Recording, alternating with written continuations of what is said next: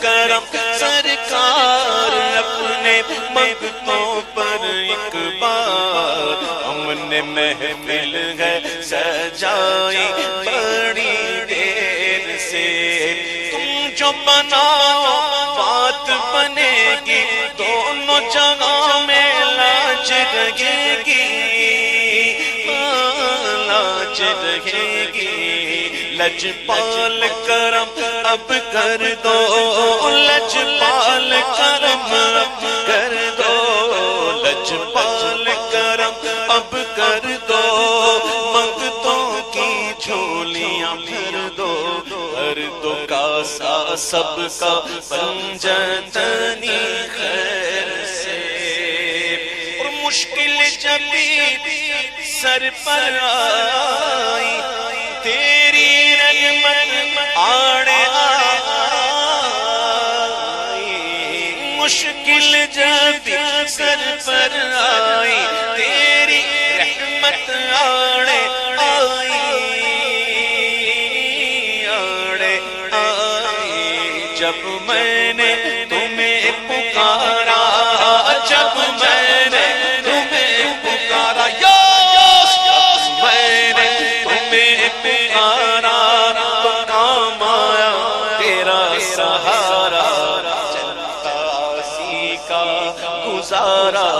تیری خیر سے من هداه فهو السعيد السديد ومن أضله فهو البعيد التريد يعلم ما ظهر وما بطن وما خفي وما علن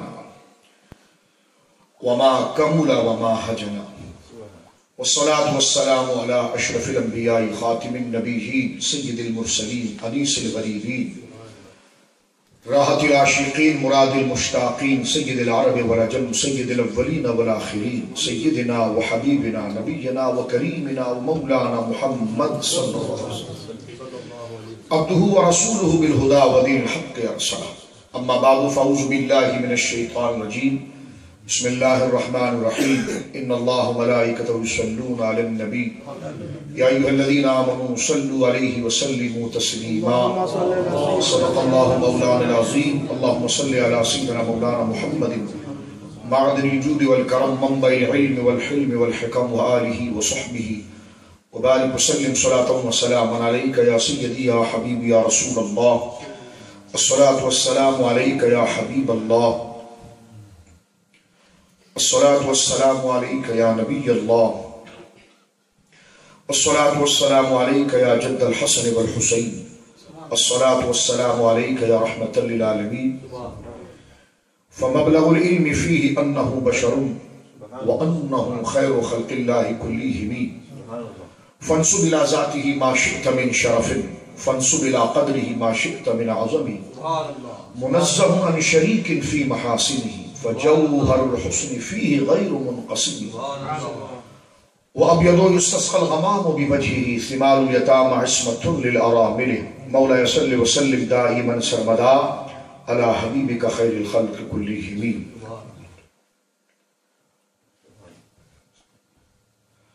اللہ کی حمد و ثنا نبی کریم صاحب ست کریم باعث تخلیق ارض و سما صلی اللہ علیہ وآلہ وصحبہ وبارک وسلم کی بارگاہ مقدسہ میں انتہائی محبت و عقیدت کے ساتھ درود و سلام پیش کرنے کے بعد تمام تعریف اللہ وحدہ لا شریک کے لیے ہے۔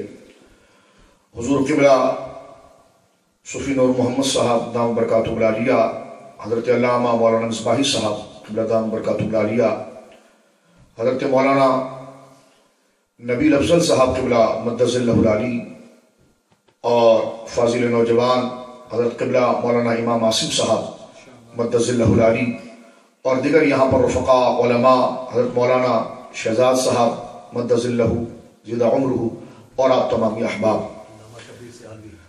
حضرت علامہ مولانا شبیر سیالوی صاحب قبلہ دام برکاتہ العالیہ، اور تمام علماء کرام اور رفیقان ملت، آج کی تقریب سعید، آج کا یہ اجتماع اور آج کی یہ بزم جس مبارک نام کے ساتھ موسوم کی گئی ہے، جوڑی گئی ہے، یاد کی گئی ہے، وہ مبارک اور مقدس نام عزت رسول صلی اللہ تعالیٰ علیہ وسلم۔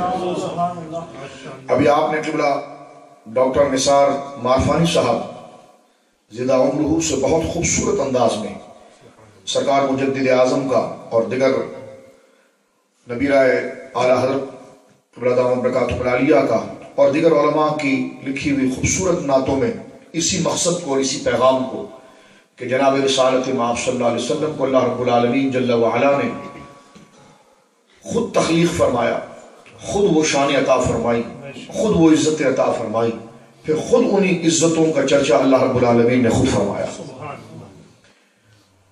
حضرات گرامی،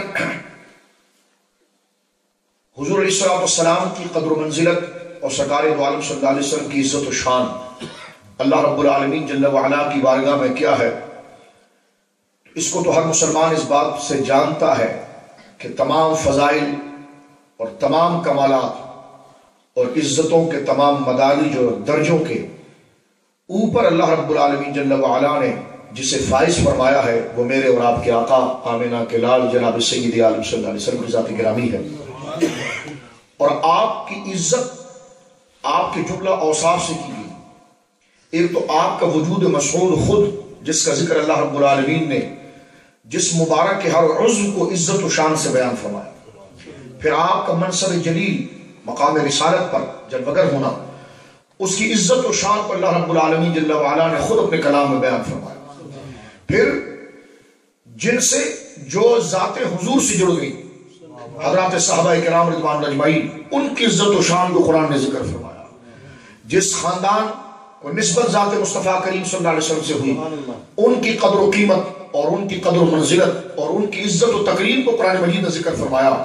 وہ امت جو ذات مصطفیٰ کی طرف منسوب ہے، اس امت کی کرامت اور عزت کو قرآن مجید نے ذکر فرمایا، یہاں تک کہ آپ کے غلام جو آپ کا کلمہ پڑھتے ہیں اور حضور کی عزت کرتے ہیں، وہ کسی سواری پر سوار بھی ہو جائیں اور ان سواریوں کے پاؤں زمین پر لگیں تو یہ کلام ان پاؤں سے، ان کی سواریوں کے پاؤں سے اڑنے والی گرد و غبار کی عزت و تکریم کو بھی بیان فرمایا۔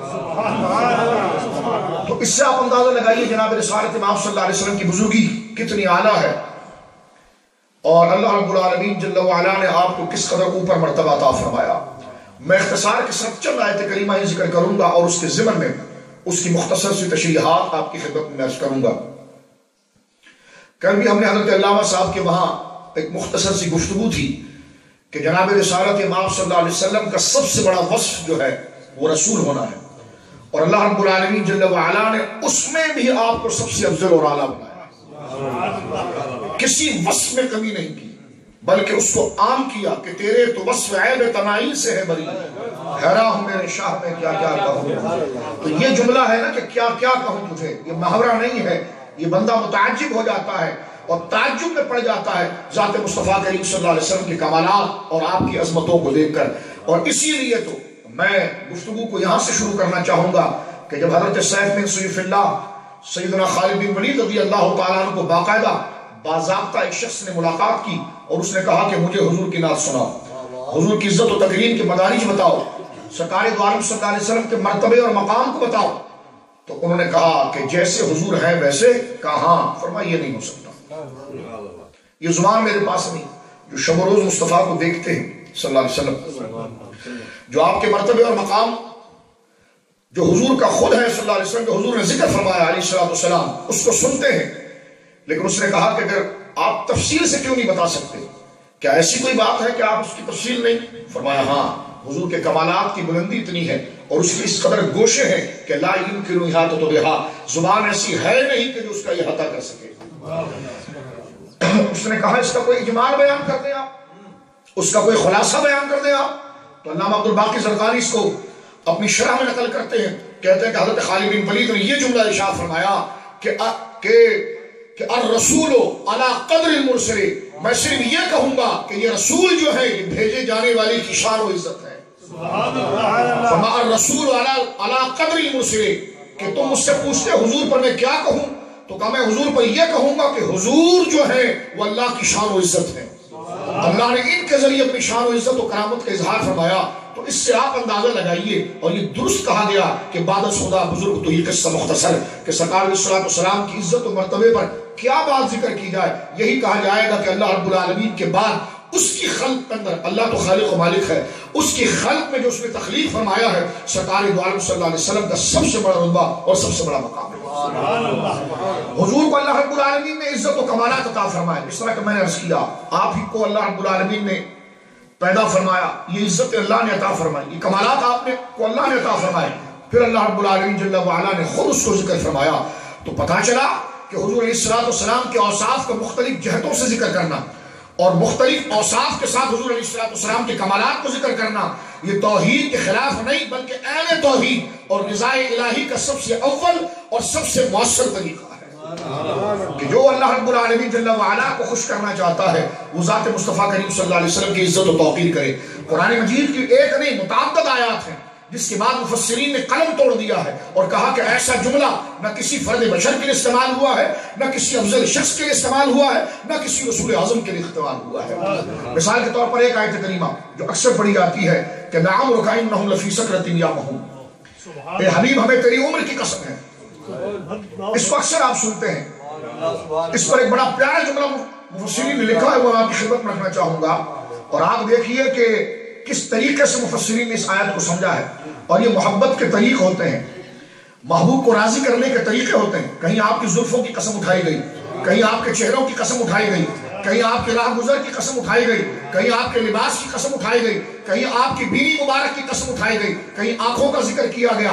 لیکن جب محبت کمال کو پہنچتی ہے تو پھر وجود کا جسم، وجود اور قد و قامت کی قسم اٹھائی جاتی ہے۔ جب مشرکین نے جناب رسالت امام صلی اللہ علیہ وسلم کے راستے کو مسدود کرنے کی کوشش کی اور حضور علیہ السلام کی شان و قدر کو جان بوجھ کر انہوں نے اس کے خلاف سازش کی، تو سرکار دو عالم صلی اللہ علیہ وسلم کا دل حزین ہوا، ملول ہوا کہ میں تو ان کے لیے حریص علیکم بالمؤمنین رؤوف الرحیم، یہ مومنین کے لیے تو خاص ہے لیکن ساری انسانیت کے لیے عام تھا کہ فبما رحمت من اللہ لنت لہم، کہ اللہ رب العالمین نے یہ فضل فرمایا کہ مصطفیٰ کے دل کو اپنے بندوں کے لیے نرم کر دیا۔ اور سرکار کی حدیث مبارکہ سورہ آل عمران کی آیتوں کی تشریح بنتی ہے، حضور نے فرمایا میری مثال میری امت کے ساتھ ایسے ہے کہ میری امت جہنم میں گر رہی ہے اور میں اپنی کمر کو کس کر ان کی کمروں پر ہاتھ لگا کر ان کو جہنم کی گڑھوں سے کھینچ رہا ہوں۔ یہ شفقت اور محبت اور یہ تعلق جو حضور علیہ السلام کا امت کے ساتھ ہے جو یہاں پر ذکر فرمایا۔ جب مشرکین نے حضور علیہ السلام کے علیاذ باللہ اپنے زوم فاسد میں ہتک کرنے کی کوشش کی، سرکار کے مقام کا انکار کرنے کی کوشش کی، سرکار علیہ السلام کی عزت و تکریم کا انکار کیا اور سرکار کی شفقت کا الٹا جواب دیا، اس کا رسپانس صحیح نہیں دیا، سرکار ان پر کریم تھے، اس کا جواب انہوں نے کوڑا کرکٹ پھینک کر، پتھر مار کر، نازبہ کلمات کہہ کر کیا، تو حضور کا دل حزی جو ہے وہ ملول ہو گیا۔ تو رب کریم نے راضی کرتے ہوئے ارشاد فرمایا لعمرک انہم لفی سکرۃ یعمہون، حبیب مجھے تیری عمر کی قسم ہے یہ کافر اپنے بغض میں، اپنے تکبر میں، اپنی انانیت میں یوں ہی بھٹکتے رہیں گے۔ یہاں پر آپ دیکھیے کہ سرکار دو عالم صلی اللہ علیہ وسلم کے عمر شریف اور آپ کی وجود مسعود کی قسم اٹھائی گئی۔ یہاں پر امام قرطبی نے بڑی پیاری بات لکھی، وہ فرماتے ہیں کہ ایسا کلام اللہ نے کسی فرد بشر سے نہیں کیا، توجہ کریں اس پر آپ، ایسا انداز اللہ نے کسی رسول کے لیے کبھی استعمال نہیں فرمایا اس کے کلام میں، اس انداز میں کسی رسول سے کبھی بات نہیں کی گئی۔ فرمایا وجود کی قسم یعنی راہ گزر کی قسم، آپ کے چہرے مبارکہ کی قسم، آپ کے زلفوں کی قسم، آپ کے لباس کی قسم، آپ کے والدین کی قسم، آپ کے عزیز و اقارب کی قسم، قرآن کے اشارات موجود ہیں، لیکن فرمایا جب آپ کی عمر کی قسم اٹھائی تو یہ انتہا تھی۔ امام قرطبی جو ہے وہ فصاحت کے بھی امام ہیں، لغت کے بھی امام ہیں، تفسیر کے بھی امام ہیں۔ اس آیت کریمہ کے تحت کہتے ہیں کہ ھذا نہایت التعظیم وغایت البر والتشریف ہے، فرمایا یہاں پر اللہ نے آپ کی تعظیم کی انتہا کو بیان کیا ہے۔ ھذا نہایت التعظیم وغایت البر والتشریف ہے، فرمایا اللہ نے آپ کی تعظیم کی انتہا اور آپ کی کرامت اور عزت کی انتہا کو اللہ نے یہاں بیان فرمایا۔ اسی سے امت نے عقیدہ لیا کہ اللہ رب العالمین جب آپ کے فضائل اور تعریف کو بیان کرتا ہے تو پھر اس کو منتہا پر پہنچاتا ہے، یعنی ایسے منتہا پر، ایسے آخری سٹیج پر کہ جس کے قریب بھی کوئی نہیں آ سکتا۔ جس طرح یہ جملہ امام قرطبی کا کہا ھذا نہایت التعظیم، یہ حضور کی تعظیم کی انتہا بیان کی جا رہی ہے، وغایت البر والتشریف ہے، اور آپ کی عزت اور کمال کی آخری سرحد بیان کی جا رہی ہے۔ اسی کو امام بصری نے جمع کیا کہ جب حضور کی تعریف کی جائے تو کون سے الفاظ لائے جائیں، کن الفاظ کا چناؤ ہو، کس انداز کی ترتیب ہو، تو فرمایا فَانْسُبْ إِلَىٰ ذَاتِهِ مَا شِئْتَ مِنْ شَرَفٍ فَانْسُبْ إِلَىٰ قَدْرِهِ مَا شِئْتَ مِنْ عَظَمٍ۔ فرمایا جو بھی تجھے عزت و تکریم کی چیز ملے، کوئی بھی تجھے عزت اور کمال کی بات ملے تو آپ بن کر کے مصطفیٰ کی طرح منسوب کر، کیونکہ وہ چیز عزت والی بنی اس لیے ہے کہ مصطفیٰ کے قدموں میں پہنچے۔ یہ مزاج حضور کی تعریف کا مزاج امام بوصیری دے رہے ہیں۔ فرمایا فَانْسُبْ إِلَىٰ ذَاتِهِ مَا شِئْتَ مِنْ شَرَفٍ، ان کی ذات کی طرف جو عزت کی بات تجھے ملے، یہ نہیں دیکھنا کہ صحابہ نے کیا کہ نہیں کیا، یہ کوئی قاعدہ ہی نہیں ہے، یہ سب سے بڑی جہالت ہے۔ یہ صحابہ نے کیا کہ نہیں کیا، یہ کیا کہ نہیں کیا، تو میں نے کہا جو صحابہ نے کیا کیا سب لکھا گیا ہے؟ پہلے اس پر بات کرو کہ صحابہ نے جتنی زندگیاں گزاری کہ سب لکھی گئی ہیں۔ حضرت ابوبکر صدیق نے 62-63 سال گزارے ہیں، تو 62-63 سال کے اندر دن کتنے بنتے ہیں، گھنٹے کتنے بنتے ہیں، اور ان کے سیرت کو اگر دیکھو تو اشیر بھی نہیں اس کے مقابلے میں۔ تو یہ تو قاعدہ ہے کہ جو لکھا گیا وہی نہیں، اس کے علاوہ بھی کچھ اور ہے جو نہیں لکھا گیا۔ تو نہیں لکھا جانا نہیں ہونے کی دلیل نہیں ہے، کسی چیز کا نہ لکھا جانا اس کے نہ ہونے کی دلیل نہیں ہے۔ اس لیے اصول کو دیکھتے ہیں، قرآن نے حضور کی تعریف کا ایک اصول دے دیا اور پیمانہ دے دیا کہ بڑھ بڑھ کر حضور کی تعریف کرو، بس ایک بات یاد رکھنا کہ نہ خدا کہنا نہ خدا کا بیٹا کہنا۔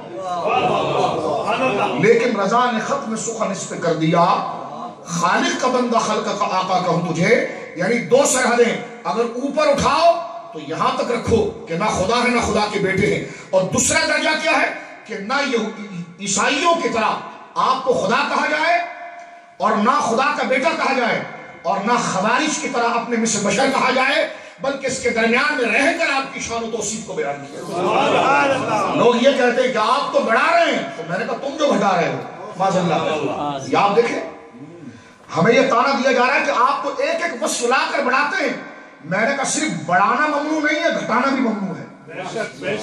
بڑھانا ہی ممنوع نہیں ہے، گھٹانا بھی ممنوع ہے، لیکن بڑھانے کی بھی ایک حد ہے اور اس کے مقابلے میں بھی ایک حد ہے۔ ایک حد یہ ہے کہ نہ خدا کہنا ہے نہ خدا کا بیٹا، اور ایک حد یہ ہے کہ نہ اپنے مثل بشر کہنا ہے۔ اس کے درمیان میں رہ کر جو کہو وہی نعت مصطفیٰ ہے۔ اور حضور کو خدا کہنا یہ تو وہابیت کے ذہن کی بیماری ہے۔ میں کہتا ہوں کہ یہ تو آپ کا پھر بھی پڑھا لکھا علاقہ ہے۔ ہمارے ہندوستان پاکستان میں اگر کوئی روڈ پر ٹماٹر بھی بیچ رہا ہو اور فروٹ بھی بیچ رہا ہو، پان کا ٹھیا بھی لگایا ہو، اور اس سے کہا جائے کہ جناب آپ نے ڈاکٹر نثار صاحب کی دیکھو پڑی ہوئی نعت لگائی ہے، وہ کہے گا ہاں، تو کہا کہ آپ حضور کو سجدہ کرتے ہیں؟ پہلے اس سے اگر آپ یہ بات کریں کہ آپ کی دکان پر آپ کے ٹھیے پر ڈاکٹر صاحب کی پڑھی ہوئی نعت آمینہ کا لال آ گیا یا کوئی بھی نعت شریف جو ہے وہ رکھی ہوئی ہے، اور آپ نعت شریف سنتے ہیں، وہ جاہل سے جاہل آدمی، ان پڑھ سے ان پڑھ آدمی، گوار سے گوار آدمی آپ سے کہے گا کہ ہاں ہاں میں نعت پاک سنتا ہوں۔ تو آپ اگر اس سے کوئی یہ سوال کر دے، آپ نہ کریں خدا نخواستہ، کوئی ایسا سوال کر دے کہ تو پھر آپ تو نبی پاک کو سجدہ بھی کرتے ہوں گے، تو وہ آپ کو اوپر سے نیچے دیکھے گا اس شخص کو، پھر تو آپ جو ہے وہ نبی پاک کو خدا بھی کرتے ہوں گے، تو اگلے میں وہ جوتا اتارے گا، پھر تو آپ اللہ کے برابر بھی کہتے ہوں گے، اتنے میں وہ ٹکا بھی دے گا۔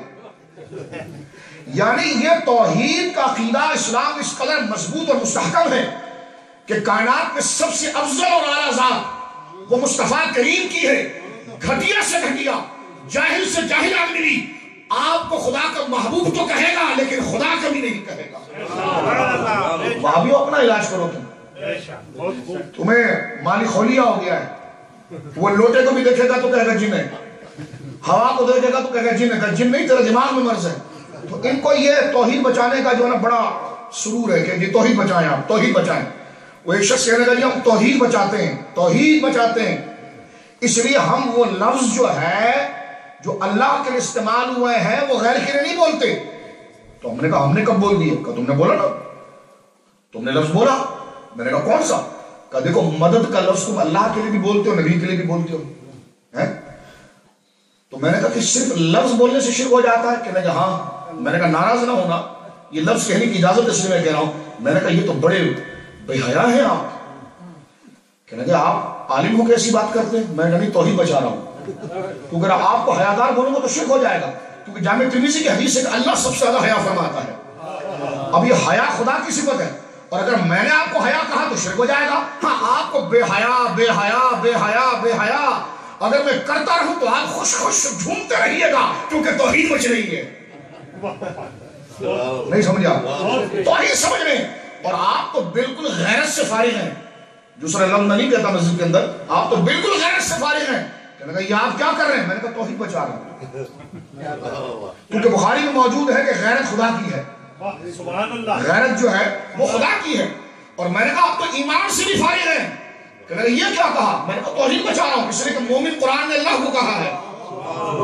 تو اب آپ دیکھیں جو تعویل وہاں پر کر کے بیلنس کیا جاتا ہے وہ کیا مسلمانوں کے لب و لہجے کے بارے میں جو اللہ اس کے رسول کی طرف سے اجازت دے ہیں وہ کہنے میں کیا اس میں وہ اعتدال نہیں لایا جا سکتا؟ تو ذرا آپ سنیے حضرت امام دوسری کتنی پیاری بات کرتے ہیں. فرماتے ہیں کہ فنسب الی ذاتہ ما شئت من شرف فنسب الی قدرہ, یعنی ایک تو حضور کی ذات مبارکہ ہے, ایک حضور کی شان ہے, تو حضور کی ذات کو کن الفاظوں سے بیان کریں اور حضور کی شان اور صفت کو کس الفاظ سے بیان کریں؟ امام بوصیری کہتے ہیں اتنا پریشان کیوں ہے؟ سب سے آسان چیز حضور کی تعریف ہے. اگر ایمان ہو تو سب سے آسان چیز وہ حضور کی تعریف ہے, اس لیے کہ نیکی وہ ہوتی ہے جو مومن پر آسان ہو جاتی ہے. جس کے لیے حضور کی تعریف کرنا گراں گزرے وہ مومن نہیں ہے, اور جس کے لیے نعت پڑھنا آسان ہو جائے وہ مومن ہے. تو امام بوصیری فرماتے ہیں کہ آپ کی ذات کا اگر تعارف ہو, میں کوئی لچر بازی نہیں, بالکل عین علمی بات کر رہا ہوں آپ کے سامنے, ٹھیک ہے, اور اسی انداز میں بات کرتا ہوں کہ جو علماء کا طریقہ ہے, جو استدلال کا طریقہ ہے اور جو تحقیق کا طریقہ ہے. فرمایا فنسب الی ذاتہ ما شئت من شرف, کہ حضور کی ذات کو جب ذکر کرنا ہونا تو شرف اور عزت کی جتنی باتیں ملے اس کو جمع کر کے گلدستہ بنا کر حضور کے جسم کو بیان کرنا کہ اللہ کی سرتاب قدم شان ہے, انسان ہی انسان وہ انسان ہے. یہ قرآن تو ایمان بتاتا ہے انہیں, ایمان یہ کہتا ہے میری جان ہے. آپ حضرت اب دیکھیے ان علماء ابھی آپ کے سامنے پڑھا گیا, حضرت حسان نے حضور علیہ السلام کے کون کون سے وصف کو بیان نہیں کیا. سرکار علیہ السلام کے سامنے حضرت عبداللہ بن رواحہ نے کتنی بڑی بڑی شانیں پڑھی ہیں. حضور علیہ السلام کے چہرے کے مبارک میں حضرت عباس نے تو حضور کے سامنے پورا قصیدہ پڑھا. البدایہ والنہایہ میں دیکھیے غزوہ تبوک سے جب حضور لوٹتے ہیں 33,000 کا لشکر آپ کے ساتھ ہے. غزوہ تبوک سے جو سرکار علیہ السلام کی حیات ظاہری کا آخری غزوہ ہے, جو ہرقل اور باقاعدہ نصرانی قوتوں کے ساتھ نبرد آزما ہونے کے لیے روانہ ہوئے ہیں, تو مدینہ شریف سے تقریباً 1000 کلومیٹر دور جا کر تبوک کے مقام پر حضور رکے, اور حضور نے وہاں پر 21 دن ان کا انتظار کیا, کیونکہ جاسوس بھیج دیا گیا تھا کہ دمشق کے عیسائیوں کو دیکھو کہ وہ لوٹ کر آتے ہیں کیا کرتے ہیں. حالانکہ حضور نے پہل نہیں کی. سرکار دو عالم صلی اللہ علیہ وسلم کو خبر آئی کہ عیسائی بہت بڑا لشکر 3 لاکھ کا لشکر تیار کر کے مدینے پر چڑھائی کرنے کے لیے آ رہے ہیں. کچھ تاجر تھے جو چمڑوں کی تجارت کرتے تھے, انہوں نے آ کر حضور کو یہ خبر دی کہ موتا کے مقام پر تو پہلے آپ کے بھائی شہید ہو چکے ہیں, حضرت جعفر طیار, حضرت عبداللہ بن رواحہ, حضرت زید بن حارثہ, وہ پہلا مارکہ تھا ان کے ساتھ. اب یہ دوسرا مارکہ ہے. تو خبر دی گئی کہ وہ 3 لاکھ کے قریب فوج تیار کر کے مدینے پر آ رہے ہیں. سرکار نے مشاورت کی, بہت تنگ دستی تھی, گرمی بہت زیادہ تھی, جیسے اسرا کہتے ہیں, کھانے پینے کی بھی اشیاء نہیں تھی, لیکن اگر مدینے میں وہ آ جائیں تو فساد کھڑا کر دیں گے. سرکار نے فرمایا نکلو. اس کے لیے حضور نے چندہ کیا, جس میں حضرت ابوبکر سارا گھر لے کر آئے تھے, حضرت عمر آدھا گھر لے آئے تھے, عبد الرحمن بن عوف اپنی بیوی کی کان کی بالیاں لے آئے تھے. جب ساری تیاری ہوئی, مختصر سا قافلہ روانہ ہوا جس کی تعداد 30,000 سے 33,000 کے درمیان ہے. حضور تبوک کے مقام پر پہنچے اور وہاں رک گئے, اور وہاں پر رک کر حضور علیہ السلام نے چند جاسوس کو بھیجا کہ تم جاؤ اور ملک شام میں دیکھو کہ آیا واقعی میں عیسائی اپنی فوج تیار کر کے دمشق کراس کر کے آ رہے ہیں, تاکہ پھر ہم یہاں سے بڑھیں, تاکہ ہم ان کو آدھے رستے میں ان سے لڑیں, تاکہ وہ مدینے کے قریب نہ آ سکے, مدینہ ان سے اتنا دور رہے. لیکن میرے دوستو, یہ کتابوں میں لکھا ہوا ہے کہ سرکار نے 21 دن تک نماز قصر پڑھی,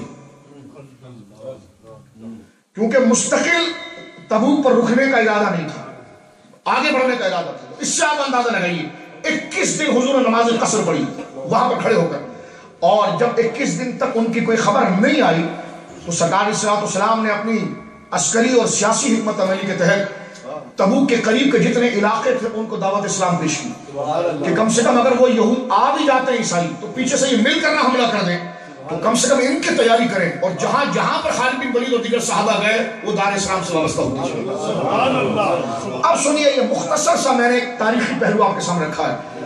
یہ حضور علیہ السلام کے غزوات میں آخری غزوہ ہے۔ اب جو لوگ گرد و نواح میں تبوک کے قریب جو قبیلے مسلمان ہوئے ہیں، وہ اپنی زمین کے کاغذات جس کو کہہ لیجیے آپ، اپنی زمین کی معلومات لا کر حضور کو لکھوا رہے ہیں۔ اب وہاں پر بیٹھ کر یعنی ایک صحابی نے منشی والا کام کیا ہے کہ کاغذ قلم لے کر جتنے لوگ مسلمان ہوئے ان کے نام لکھے جا رہے ہیں، جو قبیلہ اور جو قبائل اسلام میں داخل ہو رہے ہیں ان کے نام لکھے جا رہے ہیں۔ وہ کہہ رہے ہیں حضور ہمارے 15 افراد، ایک کہہ رہے ہمارے 20 افراد، ایک کہہ رہے ہمارے 40 افراد، اس کا نام یہ، اتنی زمینیں ہم اسلام کو دے رہے ہیں، یہ زکوٰۃ بھی دیں گے، صدقہ بھی دیں گے۔ اتنا اہم کام ہو رہا ہے، اس میں حضرت قباس کہتے ہیں کہ میں موجود تھا، ایمان وہ لائے ہیں، اور وہ یہ کہتے ہیں، یہ صحابہ میں انہی کے ترجمے کے اندر موجود ہے، وہ کہتے ہیں کہ میرے پشت کے پیچھے حضرت عباس کھڑے تھے کہ سرکار لکھوا رہے ہیں، اور لکھوانے میں سرکار کی نظر اپنے چچا کے چہرے پر پڑی۔ سرکار نے اس کو ہٹایا اور چچا جان کو کہا کہ آپ کیوں آئے ہیں؟ کہا آپ کی نعت پڑھنے دل چاہ رہا ہے۔ کہا حضور آپ کی نعت پڑھنے دل چاہ رہا ہے۔ سرکار نے یہ نہیں کہا چچا جان ابھی اتنا ضروری کام ہو رہا ہے اور آپ کو نعت پڑھنے دل چاہ رہا ہے، ابھی واپس چلیں گے تو آپ پڑھ لینا نا، واپس چلیں گے تو پڑھ لینا، ابھی آپ کو نعت پڑھنے دل چاہ رہا ہے۔ یہ تو کتنا ضروری کام ہو رہا ہے، ضروری کاغذات مرتب ہو رہے ہیں، ضروری جناب جو ہے کہ وہ ذخائر مرتب ہو رہے ہیں، ضروری معلومات مرتب ہو رہی ہے، افراد کی مکمل نمائندگی وہاں پر لکھی جا رہی ہے۔ لیکن حضور نے فرمایا کیا آپ کچھ پڑھنا چاہتے ہیں میری شان میں؟ کہا کہ ہاں۔ سرکار نے منشی سے کہا بند کرو سبھی، بند کرو سبھی، اب کتابیں بند کر دی گئی، فرمایا پڑھیے۔ تو آپ نے دیکھی وہی حضرت امام بوصیری کا انداز کہ فنسب الی ذاتہ ما شئت من شرف، کہ اچھی اچھی چیزیں چن چن کے لاؤ اور براہ راست حضور کی بول ڈالو، کیونکہ کمال اور عزت والی چیزیں بنی اس لیے ہیں کہ اس کا ہار بنا کر مصطفیٰ کے گلے میں پہنایا گیا، وہ کرامت والی چیزیں بنی اس لیے ہیں کہ اس کو برتن اور ظرف بنا کر اس کے ذریعے اپنی محبت حضور کی بارگاہ میں پیش کی جائے۔ حضرت عباس حضور کے سامنے کھڑے ہیں اور نعت پڑھتے ہیں انت لما ولدت اشرقت الارض، سبحان اللہ۔ حضور جب آپ پیدا ہوئے ہیں تو زمین روشن ہو گئی۔ اب حضور پیدا کب ہوئے ہیں صلی اللہ علیہ وسلم، اور یہ 63 سال عمر شریف ہے، ٹھیک ہے۔ حضرت عباس نے منظر دیکھا تھا، اب آپ دیکھیں جب جی چاہے کسی بھی وقت سے حضور کو یاد کریں۔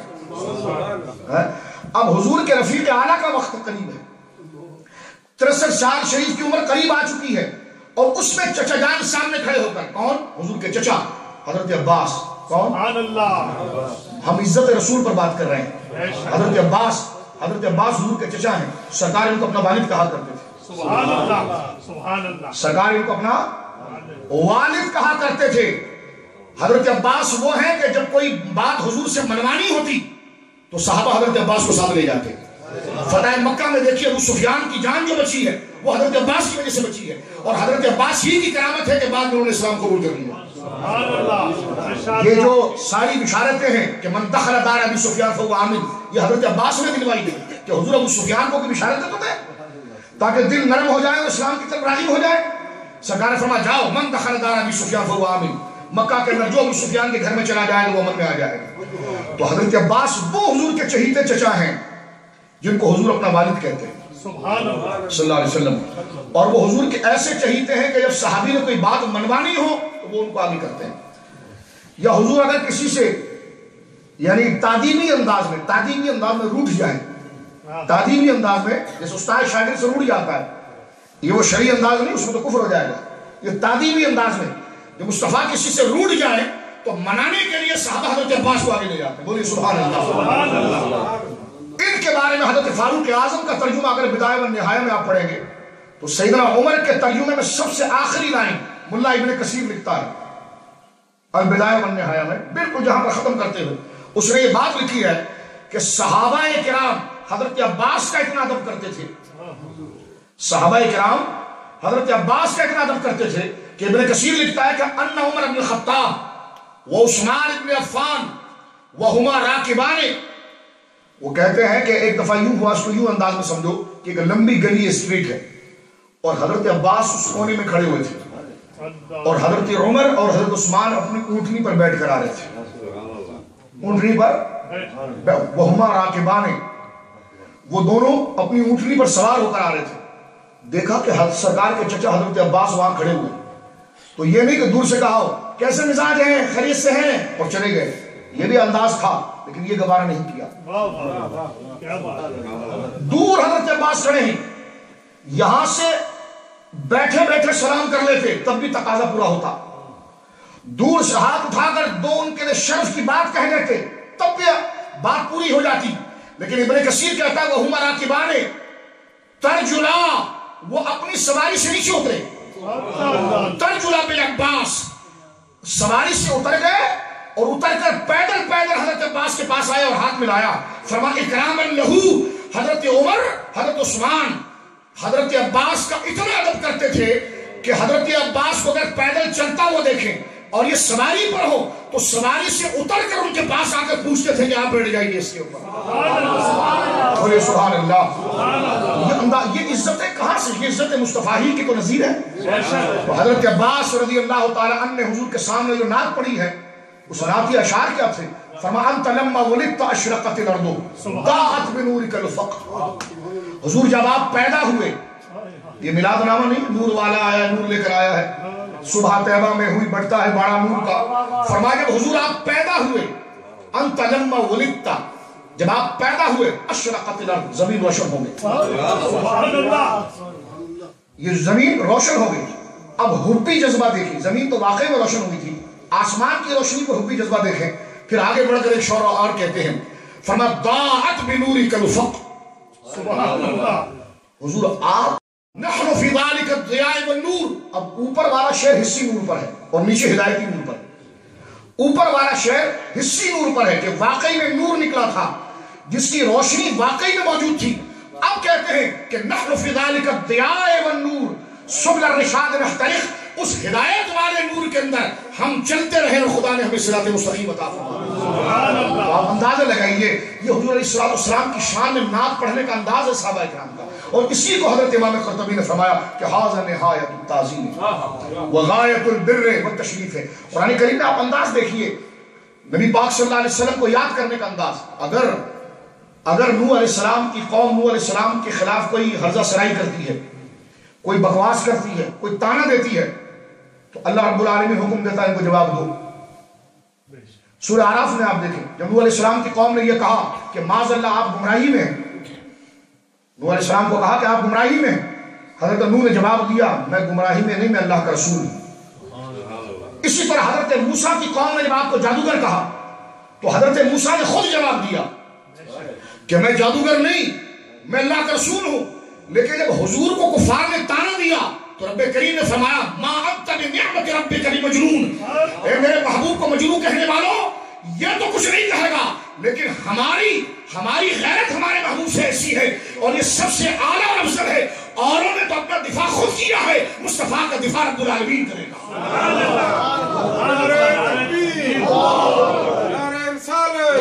یہ انداز آپ دیکھ رہے ہیں قرآن کا کہ ما انت بنعمت ربک بمجنون، کون ہمارے محبوب کو مجنون کہتا ہے؟ کس نے ہمارے محبوب کو مجنون کہا؟ اگر حضرت موسیٰ کو جادوگر کہا جائے معاذ اللہ تو موسیٰ خود جواب دیتے ہیں۔ نوح علیہ السلام کو اگر معاذ اللہ علیہ باللہ وہ قوم اپنے زوم فاسد میں گمراہ کہے تو حضرت نوح خود جواب دیتے ہیں، لیکن مصطفیٰ کو جب قوم مجنون کہے تو مصطفیٰ کچھ نہیں کہتے، رب کہتا ہے ما انت بنعمت ربک بمجنون، لوگوں سنو میرے مصطفیٰ پر ہم نے اتنی نعمتیں اتاری ہے کہ جنون سے اس کا کوئی تعلق ہی نہیں ہے۔ فرمایا ما ضل صاحبکم وما غوی والنجم اذا ہوا، ما ضل صاحبکم وما غوی، اترنے والے اس ستارے محمد کی قسم، ما ضل صاحبکم وما غوی، یہ جو تمہارے سامنے ہمارا محبوب کھڑا ہے نہ یہ کبھی گمراہ ہوا اور نہ یہ کبھی راستے سے بھٹکا۔ یہ آیت کب اتری؟ آپ اس کا شان نزول دیکھیے۔ جب قوم نے حضور علیہ السلام کے بارے میں یہ کہا معاذ اللہ کہ آپ گمراہی کی راہ پر ہیں، آپ ہماری بات کو نہیں سمجھ رہے، آپ حق سے ہٹ گئے، تو رب نے جواب دیا ما ضل صاحبکم، یہ میرا محبوب جو تمہارے درمیان کھڑا ہوا ہے یہ کبھی گمراہ نہیں ہوا، وما غوا، اور نہ یہ کبھی بھٹکا۔ یہاں پر ایک عشقیہ نقطہ یہ سمجھے آپ، یہ ضل اور غوا یہ دونوں پاسٹ ٹینس ہیں، یہ ماضی ہے، یہ نہیں کہا کہ یہ مستقبل بھی نہیں ذکر کیا کہ اس میں پریزنٹ کی کوئی بات آئے، حال کی کوئی بات آئے کہ ابھی ایسا ہو رہا ہے، کہ نہیں، فرمایا ما ضل، یہ پہلے بھی کبھی گمراہ نہیں تھا، اور وما غوا، نہ یہ پہلے بھی کبھی حق سے بھٹکا نہیں تھا. تو یہاں پر دونوں چیزیں آ گئی. گمراہ نہیں تھا اس کا مطلب ایمان پر تھے, اور بھٹکے نہیں اس کا مطلب شریعت پر تھے. لہذا اب یہ ترجمہ کرنا کہ وَوَجَدَكَ ضَالًّا فَهَدَىٰ, کہ آپ کو بھٹکا پایا تو راہ دی, یہ تو دل کے خلاف ہے. اور ما دل, اور یہ وَوَجَدَكَ ضَالًّا فَهَدَىٰ, آپ کو شریعت سے بے خبر پایا تو راہ دی. تو قرآن کہتا ہے وما غوا, نہ مصطفیٰ دین سے بے خبر تھے نہ شریعت سے بے خبر تھے. اور ہم وہابیوں کو یہ کہتے ہیں کہ قرآن کے ترجمے کے لیے ایک آیت سے ترجمہ نہیں ہوتا جب تک اس مضمون اور سبجیکٹ کی ساری آیتوں کو سامنے نہ رکھا جائے. اگر آپ کو وَوَجَدَكَ ضَالًّا فَهَدَىٰ کا ترجمہ کرنا تھا تو ما دل صاحبكم وما غوا کو سامنے رکھنا تھا. یاسین والقرآن الحکیم انک لمن المرسلین علی صراط مستقیم, اس آیت کو سامنے رکھنا تھا. تو معنی وہی بنے گا جو امام احمد رضا نے کیا تھا کہ ہدایت پر تو آپ ہیں, حق پر تو آپ ہیں, لیکن محبت کو ہم بڑھا رہے ہیں. کبھی وہی چلاتے ہیں کبھی وہی روکتے ہیں, کبھی وہی چلاتے ہیں کبھی وہی روکتے ہیں. کیوں؟ تاکہ محبت ہماری جو آپ کے دل میں ہے وہ بڑھے. تو فرمایا وَوَجَدَكَ ضَالًّا فَهَدَىٰ, محبوب اپنی محبت میں آپ کو خود رفتہ پایا تو راہ دافتا. تو یہ حضور کی شان ہے. اب عزت آپ دیکھیے, جو بتانا چاہتا ہوں یہ ہے کہ اگر کوئی مصطفیٰ کو کہے رب خود جواب دیتا ہے, اور نبیوں کو یہ مضمون اس میں ہے. عزت مصطفیٰ کا مضمون اس میں یہ ہے جو میں نے اور آپ نے سمجھنا ہے, وہ یہ ہے کہ اگر اور انبیاء کو کسی نے برا کہا تو رب نے کہا خود جواب دو, خود جواب کرو اور اپنا دفاع خود کرو. لیکن جب مصطفیٰ کی بات آئی تو رب کریم نے خود آپ کا دفاع فرمایا. جب اور عورتوں پر تہمتیں لگی تو ان کے گود کے بچوں نے گواہیاں دی. جب میری ماں سیدہ عائشہ کو انگلی اٹھی تو اللہ کے آیات نے اور 18 آیتوں میں خدا نے گواہی عطا کی. اور یہاں پر علامہ آلوسی نے لکھا کہ سیدہ عائشہ کی فضیلت کو قرآن نے ذکر کیا 18 آیتوں میں. کتنی؟ 18 آیتوں میں مسلسل کبھی توحید نہیں بیان ہوئی. 18 آیتوں میں مسلسل کبھی شرک کا لفظ نہیں آیا, لیکن 18 آیتوں میں حضرت عائشہ کے گستاخ کا لفظ آیا. تو علماء نے لکھا یہ صرف مصطفیٰ کی عزت کی وجہ سے, سبحان اللہ, یہ سرکار کے لحاظ کی وجہ سے, یہ سرکار کی عظمت کی وجہ سے, کیونکہ سیدہ عائشہ آپ کے حوالے عقد میں ہے اور آپ کی نکاح کے اندر ہے. تو اب آپ دیکھیے کہ اللہ رب العالمین جل وعلا کیسی عزت عطا فرماتا ہے. اور اگر ابو جہل یہ کہے بغض میں کہ آپ رسول نہیں ہیں, آپ کو کس نے کہا کہ آپ رسول ہیں, آپ رسول نہیں ہیں, تو قرآن کہتا ہے یاسین اے سید و سردار. سبحان اللہ. امام قرطبی کو دیکھیں, راغب کو دیکھیں, خازن کو دیکھیں, تمام نے یہی معنی اس کا مراد لیا ہے سید و سردار کے حوالے سے. اور یہ نام قاضی اعظم اور تمام علماء نے یہ حضور کے اسماء مبارکہ کے اندر شامل کیا اور جواب میں رحمت فرمایا یاسین والقرآن الحکیم, اے مصطفیٰ ہمیں اپنے قرآن کی قسم ہے, حکمت والے قرآن کی قسم ہے, انک لمن المرسلین, بے شک آپ ضرور رسولوں میں سے ہیں, اور صرف رسول ہیں تو فرمایا علی صراط مستقیم, اور ہمیشہ سے سیدھے راستے پر ہیں. یہ حضور کی عزت و شان اور مرتبہ اور مقام ہے کہ اللہ رب العالمین جل وعلا آپ کی شان بتاتا ہے. اور اختتام کی طرف ہم چلنے سے پہلے ایک بات میں اور عرض کروں آپ کے سامنے. یہ بخاری کتاب التفسیر کے اندر ہے کہ جب قرآن کی آیتیں اترتی تھی حضور علیہ السلام پر کتاب التفسیر میں, اور اسی کو معالم التنزیل میں امام بغوی نے بھی نقل کیا, ابن تیمیہ نے لکھا ہے کتاب التفسیر فتاوی ابن تیمیہ جلد نمبر 11 میں کہ 2 تفسیریں ایسی ہیں جن کو آج بنتے تھے قبول کرو, اور اس میں کوئی راوی یہ روایت جو بدعات کی طرف ہے وہ نہیں ہے. ایک ابن جریر کا نام لیا ہے, ایک معالم التنزیل کا نام لیا ہے, امام المسعود بغوی کی معالم التنزیل کا نام لیا ہے. تو اسی معالم التنزیل کے اندر یہ روایت موجود ہے. یہ افغانی عالم ہے, یہ ہرات کے افغانی علماء میں ان کا شمار ہے, لیکن تفسیر اور تحقیق کے اندر ان کا مرتبہ اور مقام اتنا ہے کہ جس طرح حدیث کے اندر 6 کتابیں ہیں نا سیاستہ, اسی طرح علماء نے تفسیروں کی بھی سیاستہ کی ہے. اور اس میں بخاری کا جیسا حدیث مرتبہ ہے, اسی طرح تفسیروں میں سب سے بڑا مرتبہ ابن جریر کی تبری کا ہے, اور اس کے بعد معالم التنزیل کا ہے. تو امام بغوی نے اس روایت کو نقل کیا کہ جب سرکار دو عالم صلی اللہ علیہ وسلم پر قرآن کی آیات اتری, کیونکہ حضور علیہ السلام کو تقاضے بشری کے اعتبار سے یاد کرنے کی عادت نہیں. آپ اگر کسی شخص کو 4 شعر یاد کرنے دیں نظم کی تو وہ کہے گا جناب میں نے کبھی ایک لفظ کا رٹا نہیں لگایا تو 4 کیسے یاد کروں گا. لیکن جسے آپ دیکھیے کہ جب بچے پڑھتے ہیں تو اسکول کے اندر ان کو الفابیٹ تھوڑا تھوڑا کر کے پڑھایا جاتا ہے. ان کی استطاعت, ان کی ویکیبلری اور ان کی جو صلاحیت ہے وہ آہستہ آہستہ بڑھتی چلی جاتی ہے. پھر اس کے بعد جو کلاس ہے اس میں اور پیراگراف یاد کرائے, اس کے بعد اور مشکل الفاظ لائے جاتے ہیں. لیکن ایک بچے نے کبھی کوئی الفاظ یاد ہی نہیں کیا ہو اور اس کی صلاحیت کا گوشہ بلا تشبیہ عرض کر رہا ہوں اس بات سے کبھی کھلائی نہ ہو اور اس کو کہہ دیا جائے کہ یہ بھاری بھرکم الفاظ یاد رکھے تو وہ بچہ کیا وہ بڑا آدمی داڑھی والا بھی ہو جائے تو یاد نہیں کر سکتا. اس لیے کہ جس کو یاد کرنے کی عادت نہیں ہے وہ کیسے یاد کرے گا. تو بلا تشبیہ آپ سنیے سرکار دو عالم صلی اللہ علیہ وسلم کو اللہ رب العالمین جل وعلا نے علم تو عطا فرمایا لیکن امی بنایا. امی کا مطلب یہ تھا کہ محبوب کسی سے نہیں پڑھے گا صرف مجھ سے پڑھے گا. کس سے نہیں پڑھے گا صرف مجھ سے پڑھے گا.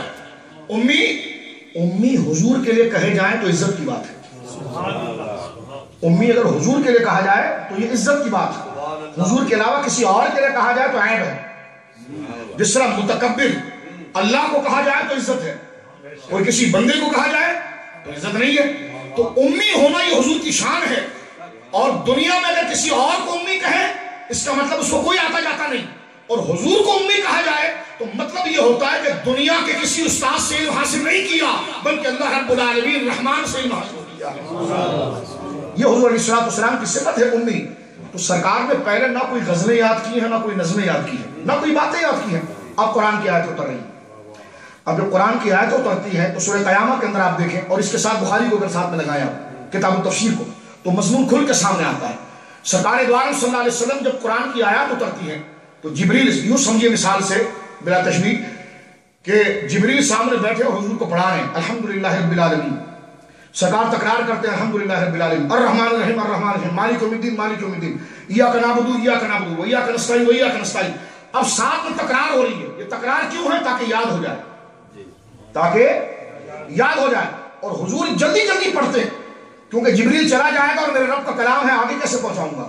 اس ذمہ داری پر اس احساس پر کثرت کے ساتھ اس کو پڑھتے ہیں اور اس کو یاد کرنے کی آقا علیہ السلام کوشش فرماتے ہیں تو اس میں آپ کے ہونٹ سوکھ جاتے ہیں. ظاہر سی بات ہے آپ مسلسل کسی چیز کو رٹیں گے تو زبان سوکھ جائے گی پانی پینا پڑے گا حلق سوکھ جائے گا ہونٹ سوکھ جائیں گے زبان سوکھ جائے گی. تو سرکار علیہ السلام بار بار اپنی زبان کو اپنے ہونٹوں پر لگاتے تھے. یہ بخاری کے اندر ہے. اپنی زبان کو اپنے ہونٹوں پر لگاتے تھے. تو عزت مصطفیٰ دیکھیے اللہ نے فرمایا لا تحرک به لسانک لتعجل به. حبیب اس قرآن کو یاد کرنے کی جلدی میں اپنی زبان کو زیادہ نہ چلا. لا تحرک حرکت نہ دے اپنی زبان کو جلدی جلدی کر کے کہ جلدی سے قرآن یاد ہو جائے. یا اللہ اگر جلدی جلدی زبان نہیں چلاؤں گا تو قرآن یاد کیسے ہوگا؟ جبریل تو چلا جائے گا پھر کیسے یاد ہوگا؟ اور یاد کرنے کا یہی تو ایک طریقہ ہے کہ زبان کو تیزی سے چلایا جائے الحمدللہ رب العالمین الحمدللہ رب العالمین الحمدللہ رب العالمین تاکہ یہ آیت پختہ ہو تو پھر آگے چلے پھر وہ پختہ ہو تو آگے چلے. لیکن اللہ فرماتا لا تحرک به لسانک لا تحرک به لسانک لتعجل به. حبیب اپنی زبان کو تیزی کے ساتھ اس قرآن کو یاد کرنے کے لیے نہ چلاؤ. یا اللہ نہ چلاؤں تو یاد کیسے ہوگا؟ فرمایا ان علینا جمعہ وقرآنا. فرمایا محبوب تو خاموش رہے تیرے سینے میں جمع کر دینا بھی ہماری ذمہ داری ہے اور تیری زبان پر جاری کر دینا بھی ہماری ذمہ داری ہے. مولا پھر یہ جبریل کو کیوں بھیجا ہے؟ یہ جبریل پھر وہی لے کر کیوں آیا ہے؟ اللہ رب العالمین فرماتا فَإِذَا قَرَأْنَاهُ فَاتَّبِعْ قُرْآنَهُ. اور علماء نے اس کی ضمیر کو جبریل کی طرف رکھا ہے. فرمایا فَإِذَا قَرَأْنَاهُ فَاتَّبِعْ قُرْآنَهُ. محبوب یہ جبریل پڑھتا رہے بس تو کان لگا کے سنتا رہے تو کان لگا کر سنتا رہے. تو تیزی سے پڑھے گا تو تیری زبان سوکھے گی اور تیری زبان سوکھے گی تو تیرے ہونٹ سوکھیں گے. قرآن اس لیے تو نہیں اتارا کہ تو مشقت میں پڑ جائے محبوب. یہ دین تجھ پر اس لیے تو نہیں اتار رہے کہ تو مشقت میں پڑ جائے. فرمایا محبوب جبریل جو بولتا رہے پڑھتا رہے پڑھنے دے اسے تو خاموش رہے. جب وہ چلا جائے گا ان علینا جمعہ سینے میں بٹھانا ہماری ذمہ داری وہ قرآن اور یہ بھاری الفاظ تیری زبان سے جاری کرا لینا ہماری ذمہ داری. ثم ان علینا بیانا ان الفاظوں کے نیچے جو معنی کا سمندر بہ رہا ہے ہر بات سے واقف کرا دینا ہماری ذمہ داری. یہ عزت مصطفیٰ ہے. بولیے سبحان اللہ. یہ سرکار دو عالم صلی اللہ علیہ وسلم کی عزت و تقریب ہے یہ آپ کی شان ہے. اور میرے دوستو کیا آپ نے نہیں دیکھا ان اعطیناک الکوثر کیوں اتری؟ جب مشرکین نے یہ دیکھا کہ سرکار کے شہزادے کا انتقال ہو گیا ہے تو کہا چلو جان چھوڑ گئی معاذ اللہ. اب ان کی نسل باقی نہیں رہے گی اب کوئی نہیں رہے گا. اب جب بیٹا نہیں ہے تو کیا دین بیٹیوں سے چلے گا؟ بیٹے تو ختم ہو گئے، اب جب بیٹا نہیں رہا تو بات کیسی چلے گی؟ تو رب نے جواب دیا، فرما کون سے بیٹے؟ اِنَّا أَعْطَيْنَاكَ الْكَوْثَرَ، ہم نے بیٹوں کی کثرت بھی مصطفیٰ کو عطا فرمائی۔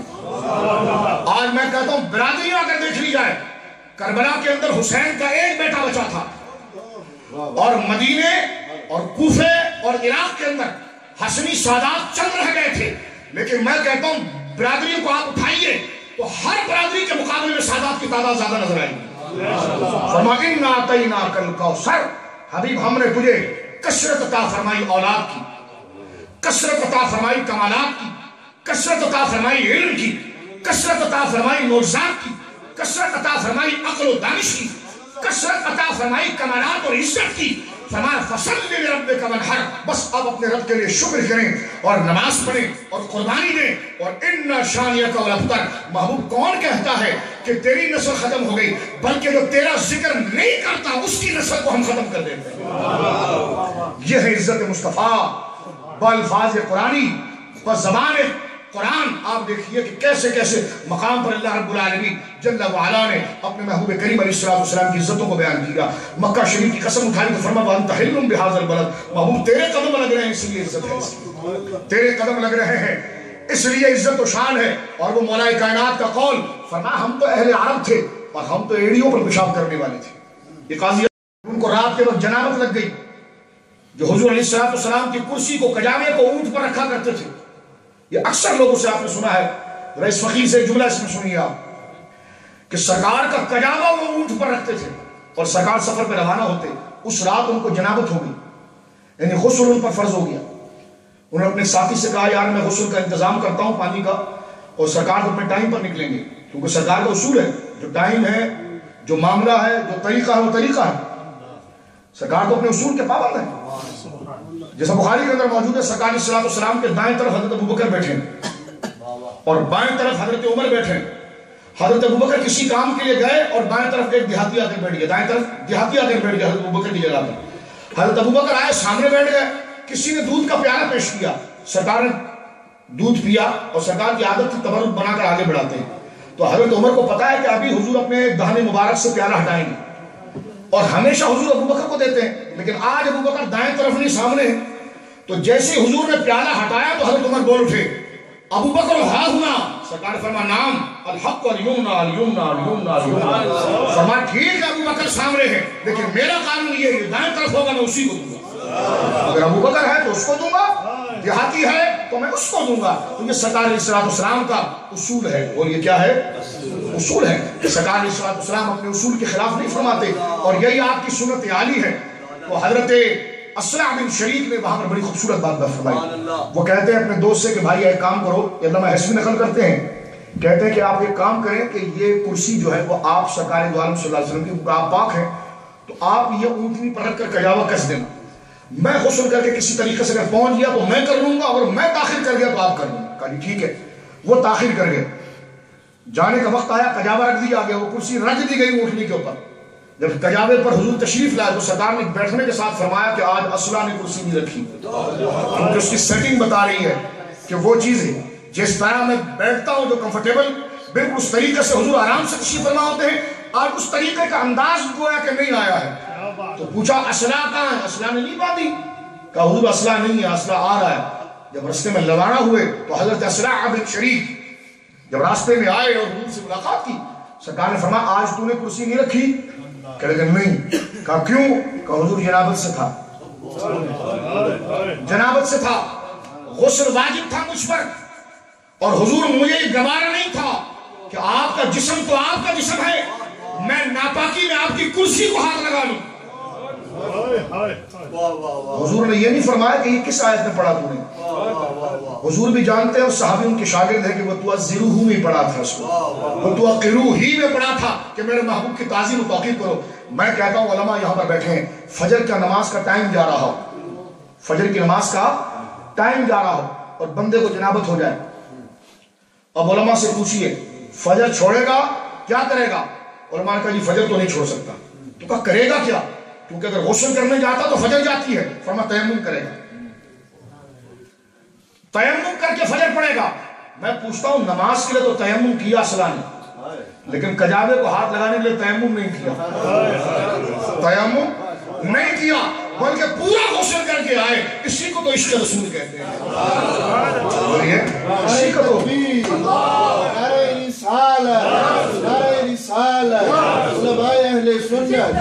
اسی کو تو عشق رسول کہتے ہیں، اسی کو عشق رسول کہتے ہیں. تو میرے دوستوں اگر ذکر کریں گے تو کئی واقعات ایسے ہیں اور کئی احادیث ایسی ہیں جو جناب رسالت امام صلی اللہ علیہ وسلم. اس میں یہ نہیں کہ یہ میں بیان کر رہا ہوں، الحمدللہ ہم ایک ہی مشرق کے لوگ ہیں. یہ کوئی بھی یہ بات کرے گا تو سرور آتا ہے، اس لیے کہ جو بیان کر رہا ہمیں اس سے غرض نہیں ہوتا ہے، جو بات کی جا رہی ہے اس سے مطلب ہوتا ہے. بولے سبحان اللہ. صحابہ تو عزت میں اتنے اعلیٰ ہیں، لفظ کا انتخاب کیسے کرتے ہیں. وہابیوں کے وہاں میں صرف اس لیے عرض کر رہا ہوں کہ اگر آپ خدا نہ کرے آپ اگر دیکھیں یوٹیوب پر اگر ان کے بڑے بڑے فاضلوں کی تقریریں آپ دیکھیں تو رب کے لیے بولنے کا آداب ان کے پاس نہیں، کوئی لفظ نہیں ملتا، رسپیکٹ کے کوئی جملے نہیں، کیونکہ کرتے نہیں کسی. انبیاء کے بڈھے کا لفظ حضرت آج ہم جمعہ پڑھانے میں گیا تو وہاں وہ ایک صوفی صاحب کہنے لگے کہ میں ایک بندے کے پاس گیا اور میں نے اس سے کچھ بات کی تو وہ باقاعدہ تبلیغ جماعت کے ساتھ تو اس نے واقعہ سنایا کہ باوا آدم. انہوں نے کہا باوا آدم کیا ہوتا ہے؟ یہ نبی کی ذات ہے، معاذ اللہ یہ نبی کی ذات ہے. آپ حضرت آدم کہیں، علیہ السلام کہیں. ہمارے علماء نے تو جبریل کی توہین کو کفر لکھا ہے، ہمارے علماء نے تو حضرت اسرائیل کی توہین کو کفر لکھا ہے. تم حضرت آدم کے لیے ایسے لفظ کہہ رہے ہو. حضرت ہوا کے ساتھ اس نے ایک بڑا غلط واقعہ وہاں پر بنایا، مجھے بتایا.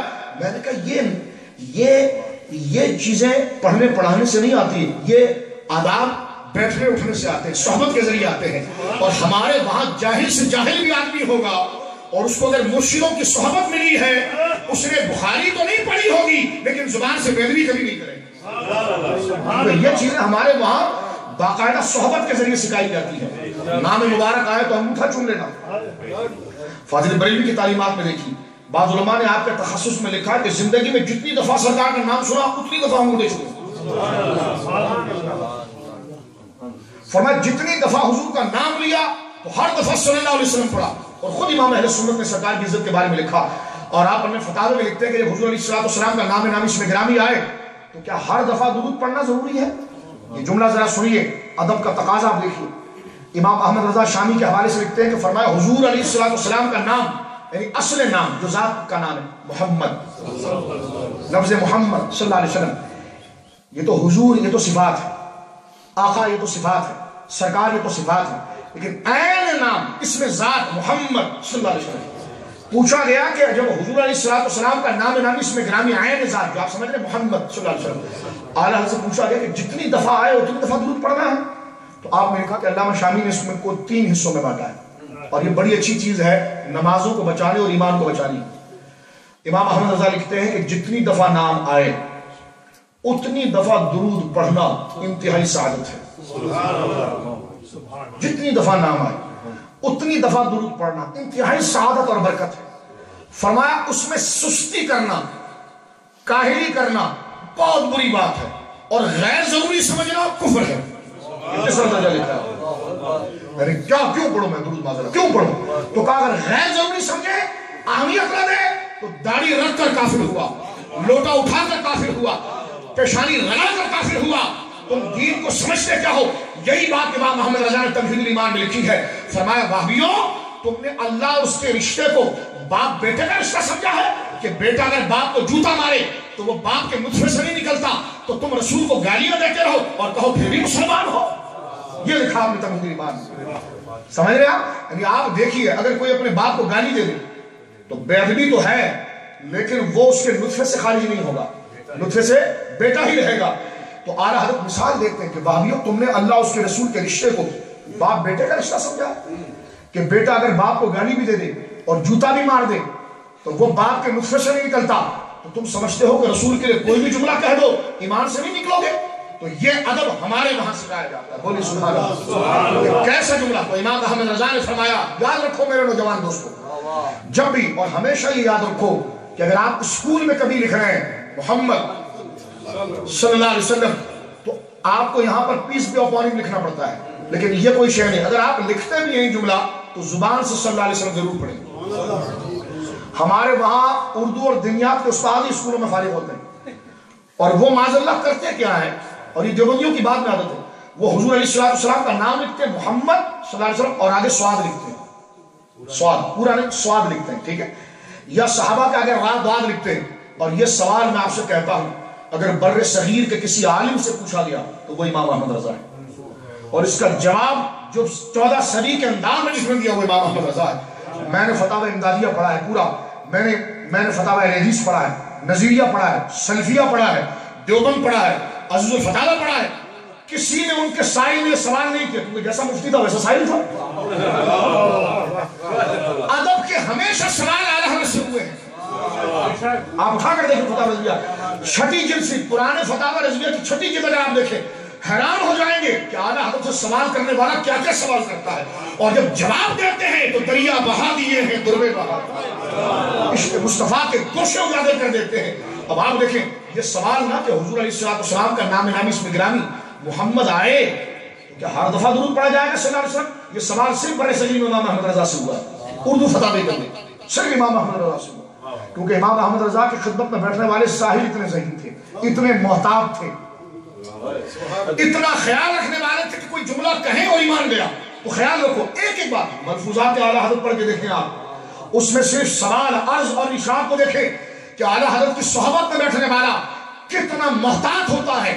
یعنی آپ کی صحبت میں بیٹھنے والا عام آدمی بھی عشق رسول میں محتاط ہے. جب مولانا دیدار علی شاہ صاحب اعلیٰ حضرت سے ملنے گئے تھے برلی، اور مولانا دیدار علی شاہ صاحب اعلیٰ حضرت کے شاگرد نہیں ہیں بلکہ وہ خود اپنے وقت کے اتنے بڑے فقیہ اور اتنے بڑے محدث تھے. ان کا فتاوی دیداریہ دیکھا جا سکتا ہے، انہوں نے کئی دفعہ گنگوئی کو زمین چٹوائی ہے اعلیٰ حضرت سے ملنے سے پہلے. ہاں یہ فتاوی دیداریہ دیکھیں، یہ تو دہلی کے اندر ملاقات اعلیٰ حضرت کے خلیفہ صدر الافاضل کے ان سے ہوئی، اور دونوں دوست تھے. صدر الافاضل نے پیغام دیا کہ چلیے بریلی کبھی ہمارے ساتھ، کیونکہ آپ بھی مشق اور ہمارے جو استاد ہیں اور جن سے ہمیں خلافت ہے یوں تو حضرت صدر الافاضل اشرفی ہیں. فرمایا ہمیں جو خلافتیں ہیں جن کو امام احمد رضا وہ سادات کا بڑا ادب کرتے ہیں اور اہل علم کی بڑی قدر کرتے ہیں، اور آپ کو تو فقہ میں بڑا عبور ہے، اور وہ تو کہتے ہیں عالم وہ ہے جو فقہ کو جانتا ہو، تو چلیے آپ. تو مولانا دیدار علی شاہ صاحب نے کہا الولی رحمہ اللہ جو لاہور میں آرام فرما رہے ہیں، حزب الاحناف جو آپ کی یادگار ہے، سبحان اللہ. تو آپ نے ارشاد فرمایا کہ میں نے سنا ہے کہ مولانا احمد رضا صاحب غصے کے تیز ہیں، غصے کے تیز ہیں اور پٹھان ہیں. تو کہا نہیں آپ کو کسی نے غلط بات کی، آپ ایک دفعہ ملاقات کریں. ان کی شدت گستاخان رسول کی طرف ہے، حضور کے عاشقوں کی طرف نہیں. جیسے اعلیٰ یعنی اتنا خلاف پروپیگنڈا ہوا تھا. تو مولانا دیدار علی شاہ صاحب کہتے ہیں کہ میں نے ایک خاص کوئی مسئلہ تھا، اس کو میں نے پڑھا تو میرا دل چاہا کہ جاؤں امام احمد رضا سے ملاقات کروں. کہتے ہیں کہ جب میں بریلی پہنچا تو مغرب کا وقت تھا اور نماز ختم ہو رہی تھی اور اعلیٰ حضرت نماز پڑھا رہے تھے. تو کہتے ہیں کہ بالکل مسجد کے باہر کنویں پر لوگ پانی نکال کر وضو کر رہے تھے. تو کہنے لگے جب میں نے وضو کیا اور جماعت جا رہی تھی تو میرا ایک الٹا پاؤں رہ گیا تھا دھونے کے لیے، الٹا پاؤں دھونے کے لیے رہ گیا. تو ایک چھوٹا سے بچہ پانی نکال رہا تھا، اس نے اپنی بالٹی جیسی نکالی تو میں نے اس کے ہاتھ سے پکڑا اور اپنے پاؤں پہ گرایا. تو اس چھوٹے سے بچے نے جس نے صرف پاجامہ پہنا تھا، بنیان بھی نہیں تھی، چھوٹا سا بچہ، اس نے کہا امام صاحب نماز ہو جائے گی آپ کی؟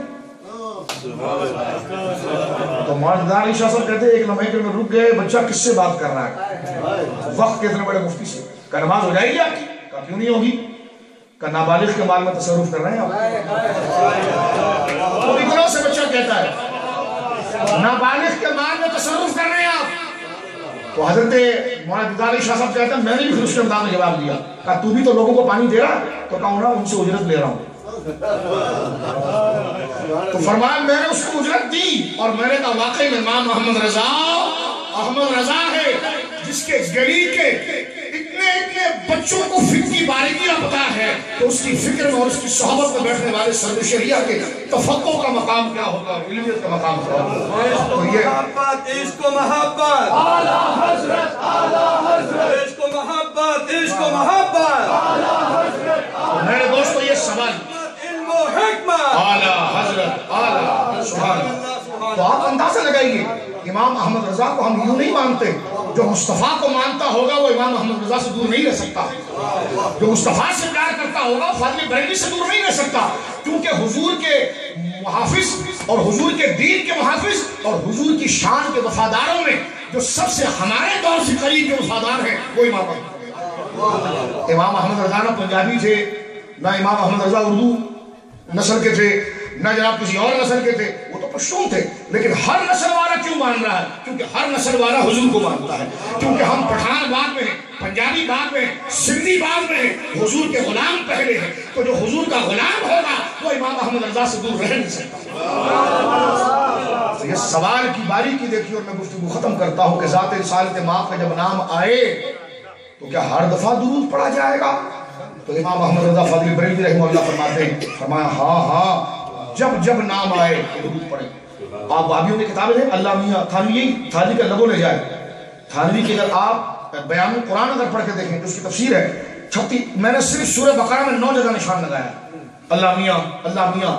اور یہ تہذیب الناس کو اگر آپ دیکھیں، خدا نہ کرے آپ دیکھیں، تو اس میں 13 سے 14 جگہ پر ہے رسول سلام رسول سلام رسول سلام رسول سلام، یعنی سواد لا عین نہیں. میں نے کہا شرم آنی چاہیے ہمارے علماء کی، میں کہتا ہوں بڑے رسول سے کہتا ہوں، ہمارے جید علماء کی کتابیں اگر آپ دیکھیں، اگر اوپر درود نہیں لکھا ہوگا تو حاشیہ دے کر نیچے آپ دیکھیں کہ صلی اللہ علیہ وسلم لکھا ہوگا. کیونکہ یہ کسی کو دکھانے کے لیے نہیں ہے، یہ اپنا ایمان بچانے کے لیے، یہ اپنے رب کو راضی کرنے. فرمایا جتنی دفعہ نام آئے گا اتنی دفعہ درود پڑھیں گے. اور فرمایا کہ اگر اس میں سستی کی تو فرمایا بہت بڑی محرومی ہے. اور فرمایا اگر غیر ضروری سمجھا تو فرمایا دین سے نکل جائے گا، غیر ضروری سمجھا تو دین سے نکل جائے گا. تو یہ محبت ہے تو آسان، لیکن یہ کانچ کے برتن سے بھی زیادہ باریک ہے. کانچ کے بولیے برتن سے بھی زیادہ باریک ہے. صحابہ کرام رضوان اللہ اجمعین نے جو آیتیں سن لی تھی کہ ان تحبط اعمالکم انتم لا تشعرون، کہ فرمایا کہ اگر تم نے میرے محبوب کے ادھر آواز اٹھائی تو تمہارے اعمال کو برباد کر دیا جائے گا، تمہیں پتہ بھی نہیں چلے گا. تو پھر صحابہ کنکر کو منہ میں رکھتے تھے، کنکر کو منہ میں رکھتے تھے اور پتھر منہ میں رکھتے تھے. اور پھر اللہ کو یہ ادا اتنی پسند آئی کہ رب نے آگے آیت اتاری، ان الذین یغضون اصواتهم عند رسول اللہ، اے حبیب تیری عزت کرتے ہوئے جو اپنی آوازوں کو نیچے رکھتے ہیں، اولئک الذین امتحن اللہ قلوبهم للتقوی، یہی وہ لوگ ہیں جن کے دلوں کو اللہ نے پرہیزگاری اور دائمی مغفرت کے لیے چن لیا ہے. حضور کا جانور اگر پیشاب کرے، اس دور میں سواری کس پر ہوتی تھی؟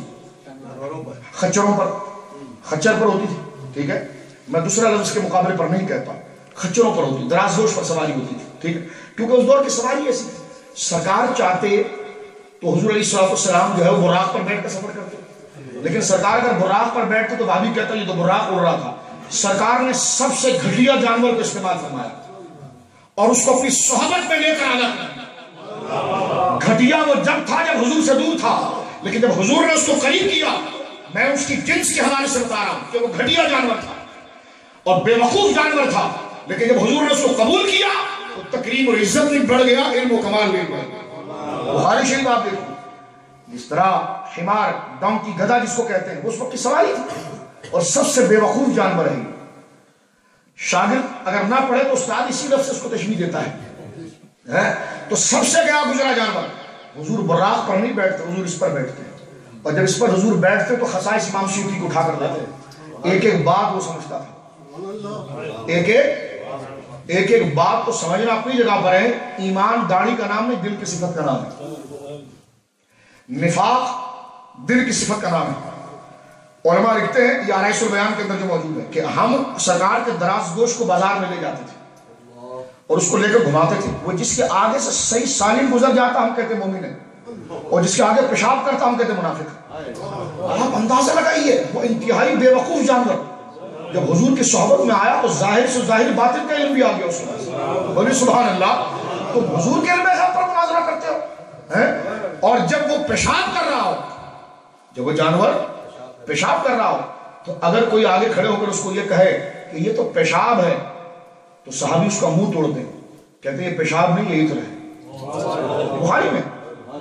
اور فرمایا مثل مسک ہے، مسک یہ عطر و مشک ہے. اور فرمایا اس سے بدبو نہیں آ رہی، اس سے خوشبو آ رہی ہے. میں پوچھتا ہوں صحابہ کس درجے میں ہیں؟ میں کہتا ہوں مولوی صاحب آپ نے نماز تو سکھائی، صحابہ کا عشق کیوں نہیں سکھایا؟ ایسی نمازوں سے کرنا کیا ہمیں جس کو پڑھ کر بھی بندہ رسول اللہ کا بے ادب رہے معاذ اللہ. نماز اپنا رزلٹ دیتی ہے. نماز کو ایک پروسیس کا نام ہے، ایک دورانی اور مشق کا نام ہے، جس کا نتیجہ عشق رسول ہے. جو نماز آپ کو عاشق نہ بنا سکی حضور کا، وہ نماز آپ نے پڑھی نہیں ہے. نماز تو کہتے ہیں اس کو جو اثر چھوڑے، اور وہ اثر چھوڑتی ہے عشق مصطفیٰ کا. تو صحابہ کرام رضوان اللہ اجمعین نے کر کے دکھایا. تو یہ آج کی بزم صرف ہم نے اس لیے رکھی ہے کہ دماغ ہمارا بیدار رہے کہ کس نبی مکرم کا ہم کلمہ پڑھنے والے. اس لیے الحمدللہ اہل سنت کی مجلسوں میں قہقہ نہیں لگتے، نہ ہمارے ممبروں پر لطیفے سنائے جاتے ہیں، نہ حضور علیہ السلام کے ذکر کی وجہ یا کسی صحابی یا ازواج مطہرات بلکہ کسی ولی کامل کی بھی اگر ہم بات کرتے ہیں تو ہمارے وہاں قہقہ نہیں لگتے، اس لیے کہ ہمارے وہاں مزاج یہ نہیں. ہم جب بات کرتے ہیں نیچے بیٹھے رہیں تو اور ہوتے ہیں، کرسی پر بیٹھے رہیں تو اپنا بدن ہمیں 100 کلو سے زیادہ بھاری لگتا ہے، اس لیے کہ وہ ذکر اس کو مرعوب کر کے رکھتا ہے. وہ ذکر جو ہے اسے مرعوب کر کے رکھتا ہے. آپ عام زندگی میں ملیے، ہمارا یہ رویہ نہیں ہے، لیکن جب یہاں بیٹھیں گے پھر دو دھاری تلوار ہے. پھر اپنے آپ کو تو سمجھانا اپنی جگہ پر ہے، اپنے ایمانوں کی فکر اپنی جگہ پر ہے، اور کامل اور سعادت یہ ہے کہ اللہ حضور کے ذکر کی کا لحاظ عطا فرمائے اور حضور کے مقام سے اللہ رب العالمین آشنائی عطا فرمائے صلی اللہ تعالی علیہ وسلم. اور حق فرمایا ابھی ڈاکٹر صاحب نے کہ عرش حق ہے مسند رفعت رسول اللہ. اس پر گفتگو میں ختم کرتا ہوں. میں کہتا ہوں کبھی رات کو آپ گنگنائیں نا تو آپ بستر پر مرغ بسمل کی طرح پھڑپڑائیں گے. یہ کلام لکھا اللہ اکبر. جس طرح مرغے کو آدھا کاٹ کے چھوڑ دو نا تو پھڑپڑاتا روح نہیں نکلتی. یہ عشق مصطفیٰ میں آپ کو اس طرح کر دے گا. میں کہتا ہوں یہ جس کی فکر میں یہ تڑپ ہے اس کے اندر سمندر کتنا ہوگا. کیونکہ آپ جو اشعار لکھتے ہیں نا وہ آپ کی فکر کا شرشیر ہوتا ہے. کیونکہ جو آپ کہنا چاہتے ہیں لفظ نہیں لا سکتا، ویسا لفظ چھوٹے رہ جاتے ہیں آپ کے جذبات کے سامنے. آپ اپنے کسی والد صاحب یا اپنے چچا یا اپنی والدہ سے کبھی ملتے ہیں تو کہتے ہیں میرے پاس الفاظ نہیں ہے، میں پیار کیسے بیان کروں. اس لیے کہ جو آپ کے اندر سمندر ہوتا ہے نا جذبات کا، محبت کا، عقیدت کا، الفاظ واقعی میں چھوٹے رہ جاتے ہیں اور الفاظ اس کا برتن نہیں بن سکتے. میں کہتا ہوں امام محمد رضا یا امام بوصیری رحمہ اللہ جب یہ حضور کی ناک میں اتنا بڑا الفاظ کہتے ہیں اور ان کے لفظ کو سن کر ہمیں عشق پیدا ہو جاتا ہے تو خود ان کے اندر سمندر کیسا ہے کہ جو الفاظ میں جو جھلک آ رہی ہے اس جھلک اور قطرے کی یہ شان ہے جو سینے میں لیے بیٹھے تو اس کی شان کیا ہے. ہمارے ایک استاد گزرے ہیں سندھ کے بہت بڑے مفتی تھے، وہ سرکار محدث اعظم کی شاگرد تھے، مفتی محمد حسین صاحب رحمہ اللہ، اور سرکار محدث اعظم کے بہت بڑے شاگرد تھے. ہم نے ان سے پڑھا ہے، ان سے سینہ بسینہ ہم نے یہ روایت سنی. سعد الفاضل سے مل چکے ہیں. انہوں نے کہا سعد الفاضل نے ہمیں کہا کہ ایک دفعہ امام احمد رضا نے مجھے اپنے بستر پر بٹھایا اور آپ اندر تشریف لے مجھے اپنے بستر پر بٹھایا. فرمایا میں تو ڈرتا رہا کہ بیٹھوں کیسے. فرمایا بٹھایا تو کہا بیٹھنے کے بعد میرے جسم سے میرے ٹھنڈک سی مچی اور اس کے بعد مجھے پتا نہیں چل رہا تھا کیا ہے، لیکن مجھے یوں لگتا تھا کہ میرا روا روا حضور پر درود پڑھ رہا ہے.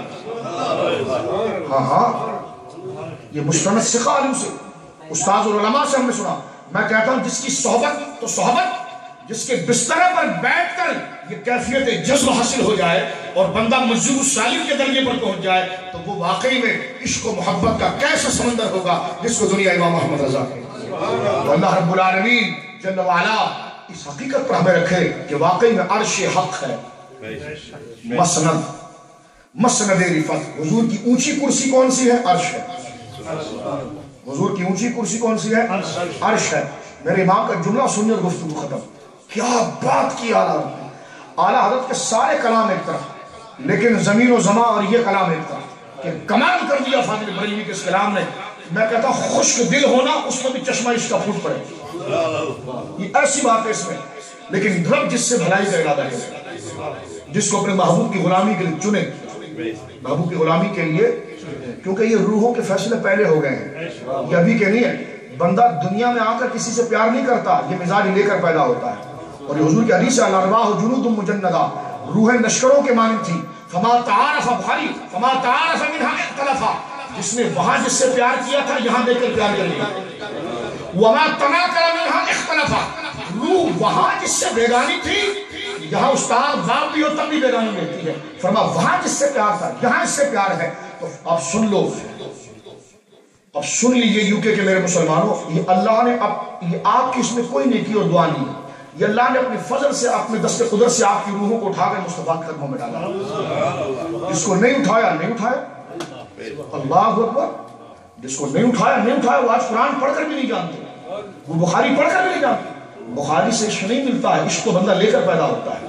یہ اللہ کا کتنا شکر ہے ہم پر, اور اللہ اسی عقیدے پر مارے ہمیں عافیت کے ساتھ کہ جب اس نے اپنے دست قدرت سے مصطفیٰ کے روحوں کو جمع کیا, جو محبوب کی تعریف کرے گی, محبت کرے گی, وفاداری کرے گی, تو اس کے کس گوشے کے اندر ہم بھی پڑے ہوئے تھے کہ آج ہمیں ذکر مصطفیٰ کی کرامت اور عزت ملی ہے. اس پر کبھی تنہائی میں غور کیجئے گا کہ یہ رب کریم کا کتنا بڑا فضل ہے. اگر ہمیں نہ اٹھایا جاتا, داڑیاں رکھ کر بھی مسلمان نہیں ہوتا, قرآن پڑھ کر بھی عشق نہیں مل پاتا, بخاریاں پڑھ کر بھی, اہل حدیث کہلوا کر بھی حدیث کی لذت نہیں ملتی. سمجھنے میری بات ہے؟ تو یہ فیصلے اللہ رب العالمین جل وعلا کی طرف سے ہے. تو امام احمد رضا کہتے ہیں عرش حق ہے مسند رفعت رسول اللہ. یہ اللہ کا عرش جو ہے نا, یہ حضور کی سب سے اونچی کرسی ہے, اور حضور قیامت کے دن اس پر بیٹھیں گے. بیٹھیں گے. اب ذرا اس کو دوسرے انداز میں پڑھتا ہوں, کراچی میں ہی ہوں, طالبان کو ہاتھ دکھا کر کہ عرش حق ہے مسند رفعت رسول اللہ کی, دیکھنی ہے حشر میں عزت رسول اللہ, دیکھنی ہے حشر میں عزت رسول اللہ کی. وہ جہنم میں گیا جو ان سے مستغنی ہوا, ہے خلیل اللہ کو حاجت رسول اللہ کی. تم کہتے ہو تم ہمیں مار دو گے, ہم نے کہا کہ اس دنیا میں مر کر اگر میدان محشر میں یہ دیکھنا ہے تو کل نہیں آج مار دو, کیونکہ جو میدان محشر ہوگا یہ تو ہزار جانے جا کر بھی اگر اس کی رونق مل جائے تو سونا سستا ہے. کہ جس وقت بندہ نکلے گا اور ہر جگہ سے آواز آ رہی ہوگی مصطفیٰ جان رحمت پہ لاکھوں, کاش محشر میں جب ان کی آمد ہو. اور اب آپ دیکھیے کہ یہ ساری فضائیں اگر آپ اس پر توجہ کریں گے تو بات سامنے ہوگی کہ میدان محشر شام کے لیے اہل ایمان کے لیے سب سے بڑی دن. کیا منظر ہوگا کہ میدان محشر میں جس طرح آپ جلوس نکالتے ہیں اپنے روڑوں پر, اس سے بڑے بڑے جلوس ہوں گے.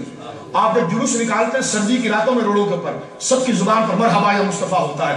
میں کہتا ہوں یہ تو بہت چھوٹا ہے, میدان محشر میں جلوس جو ہوگا وہ سمندروں سے بھی زیادہ وسیع ہوگا, اور سب کی زبان پر ایک ہی بات ہوگی, دیکھنی ہے حشر میں عزت رسول اللہ, دیکھنی ہے حشر میں عزت رسول اللہ کی. تو اللہ اسی بات پر ہمیں مارے, ہماری نسلوں کو اس عشق میں رکھے.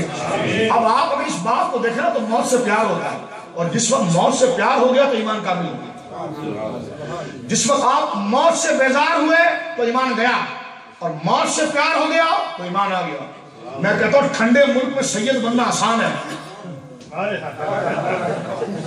لیکن کراچی, لاہور, پشاور میں کھڑے ہو کر اپنے آپ کو سنی کہنا بڑی بات ہوتی ہے. یہاں رہ کر فوق مسائل سید مظفر شاہ صاحب, میں سے یہ بات یہ عرض کرنا چاہ رہا ہوں آپ کے سامنے کہ اللہ رب العالمین اس عشق کی وفاداری ہمیں عطا فرمائے. اور موت کا سوال نہیں کرنا جائز, موت کا سوال جائز نہیں ہے, لیکن کرامت و عزت والی موت مانگنا یہ حضور کا طریقہ اور صحابہ کی سنت ہے. تو اللہ رب العالمین ایسی موت عطا فرمائے کہ یہ دولت ایمان یہ ہمارے دلوں کے اندر موجود ہو. جب مریں تو یہ عشق ہماری قبروں کو بھی روشن کرے, میدان محشر کو بھی روشن کرے. یہ دنیا میرے دوستو یہاں رہ جائے گی, چاہے اربوں پاؤنڈ آپ جمع کر لیں, رہ جائے گی. کام آنے والی چیز صرف عشق رسول ہے. بچانا جس چیز کو ہے اس کی فکر کریں. ہم قبرستانوں میں اپنے ماؤں کو, اپنے باپوں کو, اپنے رشتہ داروں کو چھوڑ آئے تو رہے گا کوئی بھی نہیں. ان کی بنائی ہوئی کوٹھیوں میں آج ہم رہ رہے ہیں, ان کے بنائے ہوئے بزنس کو ہم استعمال کر رہے ہیں. ہم جائیں گے, ہمارے بچے استعمال کریں گے. رہنے والا کچھ بھی نہیں ہے, رہنے والی چیز حضور کا عشق ہے.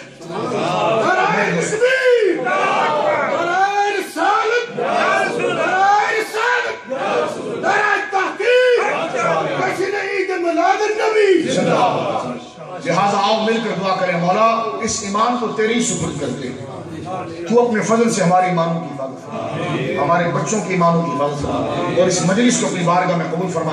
آپ حضرات نے طویل وقت دیا ہے, تو میں بھی کافی پروگرام کر کے آیا ہوں, لیکن بندہ جب گفتگو ختم کرتا ہے تو تھکتا ہے, لیکن جب بول رہے ہوں, حضور کا ذکر سن رہے ہوں. ابھی دیکھیں ڈاکٹر صاحب نے پڑھا, کیسی تازگی آئی. یہ نہیں کہ یہ میں نے کہا, نہیں, یہ قرآن نے کہا, یہ شان حضور علیہ السلام کی قرآن نے. اور آپ کو یہ پتا ہونا چاہیے کہ جو آپ کا محبوب ہو نا, تو محبوب کو دیکھ کر بندے کی بھوک ختم ہو جاتی ہے.